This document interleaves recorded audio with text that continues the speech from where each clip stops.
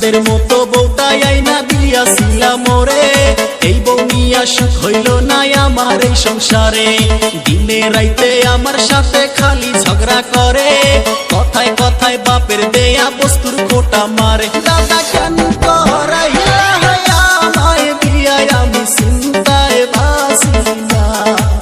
ও দাদা বিয়া না কইরা ভালোই ছিলাম, আমার টেনশন ছিল না। খালি নিজের ডাই কইলো, নিজের ডা মসমসা পর ডা উত্তা।